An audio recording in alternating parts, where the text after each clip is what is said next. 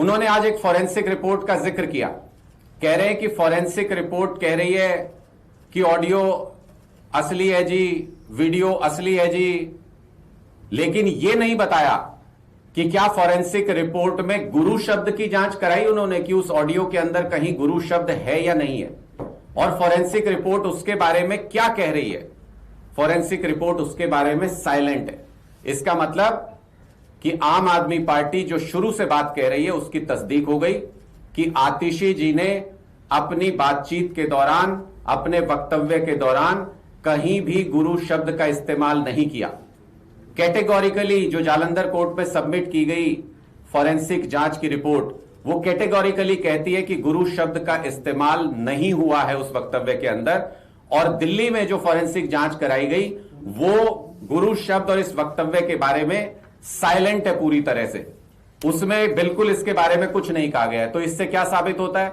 इससे साबित होता है कि गुरु शब्द का इस्तेमाल हुआ ही नहीं, और भारतीय जनता पार्टी के मंत्री कपिल मिश्रा ने बिना गुरु शब्द का इस्तेमाल हुए उसके ऊपर टेक्स्ट लिख करके जिसमें गुरुओं का अपमान किया, उस वीडियो का इस्तेमाल किया और गुरुओं की मर्यादा को भंग करने का, उनका अपमान करने का प्रयास किया।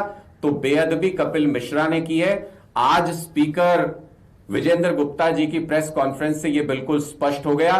कपिल मिश्रा को तुरंत प्रभाव से बर्खास्त कर दिया जाना चाहिए, और अगर नहीं करेंगे तो पूरी दुनिया का सिख समाज उनको देख रहा है, वो भारतीय जनता पार्टी को सबक सिखाएगा। मेरी दूसरी रिक्वेस्ट यह भी है कि अगर स्पीकर साहब को थोड़ा भी विधानसभा की मर्यादा का ख्याल है तो उनको जो ये रिपोर्ट जिसका वो जिक्र कर रहे थे अपनी पॉलिटिक्स करने के लिए, इस रिपोर्ट को तुरंत प्रभाव से सार्वजनिक करना चाहिए। उनका ये तर्क बिल्कुल बेमानी है। वो कह रहे हैं कि अब इसको मैं प्रिविलेज कमेटी को सौंपूंगा इस रिपोर्ट को। अरे भाई, आप जजमेंट पहले सुना गए, आपके अंडर वो विधानसभा की कमेटी आती है, प्रिविलेज कमेटी। जजमेंट सुनाने के बाद जज साहब कह रहे हैं कि अब इसको सुनवाई के लिए भेज रहा हूं मैं इस रिपोर्ट को। इसका क्या मतलब है? आपने जब पब्लिक में आके कोई आरोप लगाया है तो इस प्रिविलेज कमेटी, इस फॉरेंसिक रिपोर्ट को तुरंत प्रभाव से सार्वजनिक किया जाए। और दूसरी बात, जालंधर कोर्ट इस मामले पर सुनवाई कर चुका है, इस पे फैसला किया है जालंधर कोर्ट ने। तुरंत प्रभाव से यह फॉरेंसिक रिपोर्ट जालंधर के कोर्ट में सबमिट की जानी चाहिए, इसके ऊपर सुनवाई होनी चाहिए, इसके ऊपर चर्चा होनी चाहिए, ताकि दूध का दूध और पानी का पानी हो सके।